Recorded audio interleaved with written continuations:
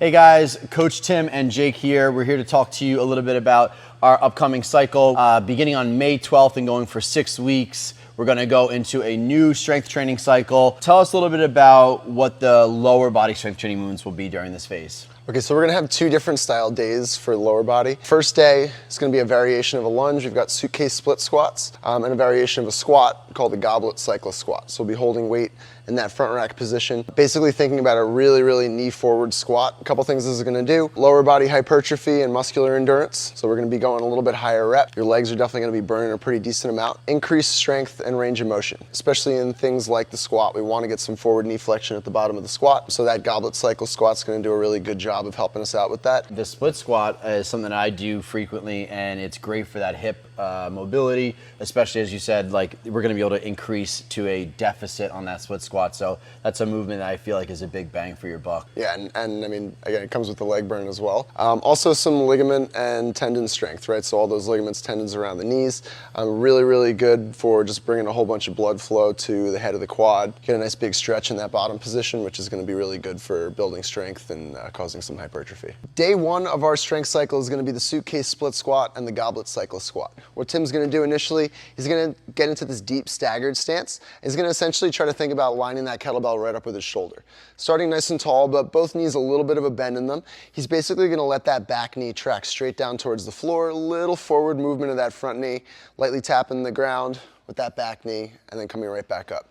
Notice, he doesn't have to fully extend both legs at the top, right? Because then we're gonna wind up overarching out of our lower back. We wanna just come up till we get to a nice neutral position, and then we're coming back down under control. And then we're gonna get into the goblet cyclist squat. This is all about knees forward. So you can almost think about unlearning everything that you've learned so far in the squat, in the sense that we're trying to keep our torso really upright, but we're essentially shooting our knees forward to start the movement. The knees are also gonna come in a little bit more because we've got this slightly more narrow stance. So think like your knee and your big toe perfectly lined up the whole way. We're keeping it a little bit controlled on the way down. Once he gets down to that bottom position, he can rise back up. Cool, so that's more of our squat lunge day. I'm assuming we're gonna have a hinge day as well. We are. So we're gonna be doing some RDLs. You're gonna have a choice there. You can go with dumbbells, you can go with kettlebells, you can go with a barbell if you prefer using the barbell. The big thing is we wanna find some mind-muscle connections, so we really wanna feel the hamstrings doing 90% of the work there. Kind of takes a lot of the lower back out of the equation because we're gonna have a little bit of an arch before we even start the movement. And then you're basically looking for that deep, painful stretch down the back of the legs, working the hamstrings against some tension, and then finding that bottom position. Everything in the strength cycle is gonna be a little bit of a tempo, so we're gonna be moving kind of slowly on the negative.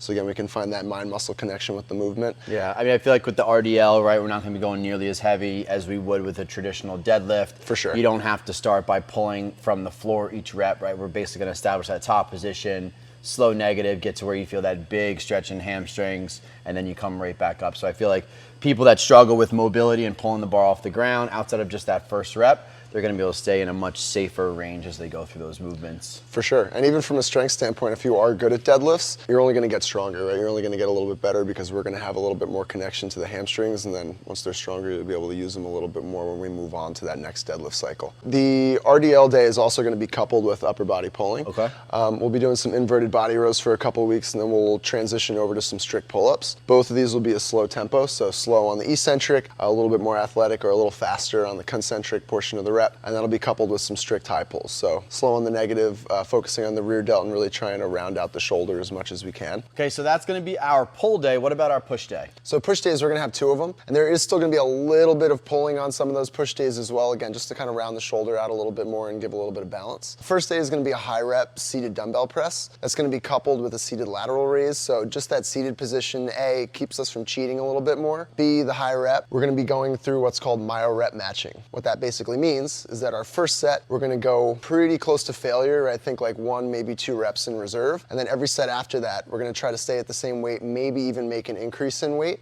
Small increase, obviously, right? Because we're gonna be pretty close to failure on that first set. If you're not able to hit that number that you did on that first set, quick break, right? Like basically if we got a set of 20 that you guys have to do, that first set, you're pretty close to failure on the set of 20. The next set, maybe you can only get to 16 in an unbroken fashion, 5, maybe 10 seconds to kind of recoup the shoulders, pop them back up, and then try to finish finish out that set. that So you'll sounds have an brutal. opportunity, you'll have an opportunity to basically load those shoulders up. You'll have a really, really decent pump at the end of it. Definitely good for hypertrophy for Yep. sure. And the weight again will be a little bit lighter.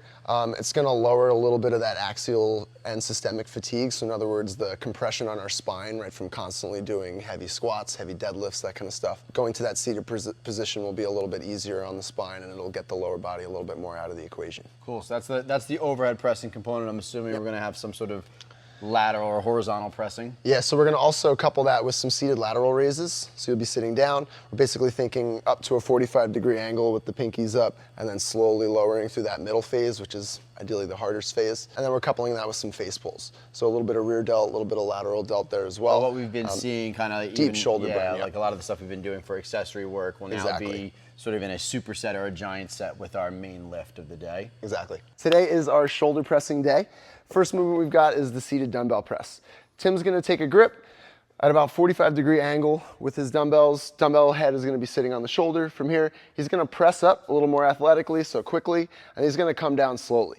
As he comes down to the shoulder, he's thinking about as much control as he can possibly get. Think like that dumbbell is kind of sitting in the webbing of the palm between the thumb and that pointer finger. As soon as he hits the shoulder, he's gonna press right back up. He's gonna do it in this exact same fashion, slow on the way down, spreading the dumbbells apart down to the shoulder. Next movement we're gonna couple that with is the seated lateral raise. So Tim's gonna start initially a little bit of a lean forward, pinkies up towards the sky like the debutante that he is. From there, he's gonna drive those pinkies up. He's gonna get his arms up to about 45 degrees.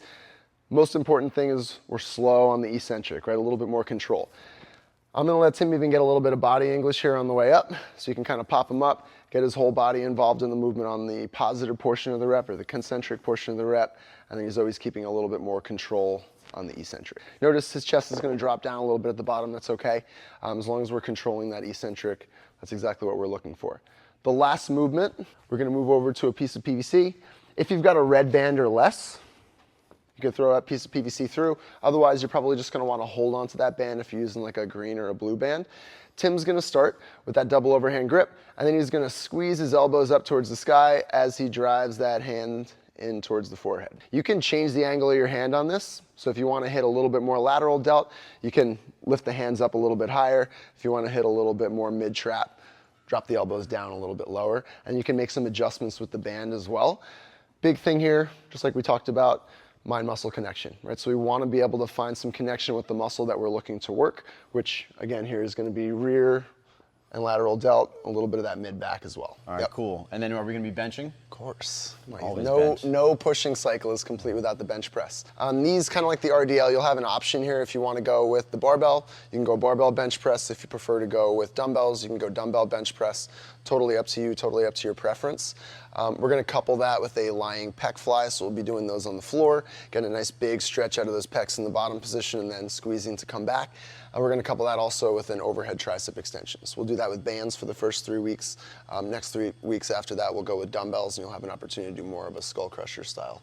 Yeah, I mean, I love it. I feel like those supersets where you're back to back or giant sets where you're hitting 3 things in a row, that's where, you know, you get that big pump. And I feel like that's what we used to do a lot, like bodybuilding pre-CrossFit days. And I think you see a lot of strength gains in a pretty short period of time there. I think the one thing that, you know, you're bringing into this programming cycle that maybe is not inherent in CrossFit programming, because CrossFit is so much variety, is that now we're gonna be doing movements week over week. So you're gonna see the same movements week over week. And I think, you know, sometimes people can be like, oh, well, that's boring. It's not, you know, it's not sexy, it's not fun, but that's how you get better, right? It's like, how do you get better at squatting? Squatting every week. How do you get better at running? Running every week. You know, we see that a lot of things like toes to bar, right? People are like, why am I not better at toes to bar? It's like, well, if you missed the one day that we did it, maybe you only did it once or twice last month. So I think having this repetition, people should really get invested in it, make sure that you're recording your weights and all that stuff so that you can see progress week over week, because the progress will motivate you to keep pushing on. But again, our job is not just to give you what you want, it's to give you what you need as well to keep healthy. So when we do finish up this next cycle, right,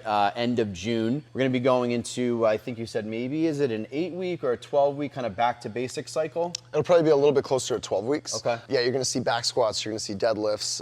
During the whole month of July, we're gonna also do a hero workout. So we're gonna be partnering up with somebody who we'll talk about in a little while. We're gonna come up with some new hero hero workouts Okay. for some local heroes and so for some heroes in the area. And we've got Augie, obviously, that we'll be doing Right. on July 4th. Yeah, correct. And kind of to your point before, what we find a lot of the time with CrossFit is if we're constantly doing CrossFit, we're kind of constantly doing these Metcon style strength components. Yeah.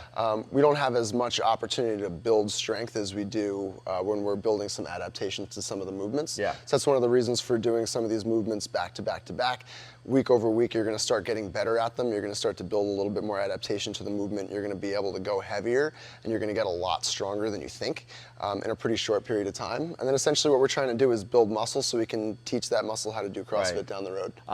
We'll see that. What I'm excited about is, too, after this next cycle, we're doing this single leg stuff and more of the hypertrophy training is to get back into just testing out good old-fashioned 5x5 back squat, Exactly, yep. And then do that with all the main lifts and do that week over week. So again, you're going to see movements week over week in a similar fashion, maybe even a similar rep scheme. So again, you can start to learn where your body's at and see that progress week over week. Exactly. Those are the two kind of cycles coming up. Obviously, we didn't touch too far in depth on the next one that's starting in June, but that's going to be the next 6 weeks coming up. So make sure you guys are getting in here, get in those suitcase split squats, work on those single leg movements, the RDLs, the bench press, the seated dumbbell press. All of these movements are aimed at helping you build muscle while also keeping your joints a little safer, keeping your tendons and ligaments healthy, so that when we get back to that back to basics cycle, you're going to be ready and primed to go. And kind of like Tim mentioned, you're going to see a lot of this stuff pop up in accessory work over the next couple weeks just to get you a little bit more accustomed to the movements, the movement patterns prior to going into the cycle. So you'll already have a little bit of a leg up if you hang out and do the accessory work after the workouts. Yeah, and the one other thing I wanted to mention too is being that we're going to be transitioning some of the lower body work into some dumbbell and kettlebell strength, don't fear, we will still have conditioning workouts where the barbell is now going to pop up more. So I would say the barbell might pop up even more in conditioning over this cycle than it typically because would. typically if we're hitting heavy back squats, we try to like lay off of it in the conditioning a little bit just because we don't want to go crazy, too much volume, bring it into something that's a little more less technical. But now that we're moving into something that's a little bit more slow and control with dumbbells, kettlebells, we're probably going to have some more barbell conditioning show up in the next couple of weeks. For sure. Yeah. All right, thanks, Jake. I appreciate it. You know it. Brothers.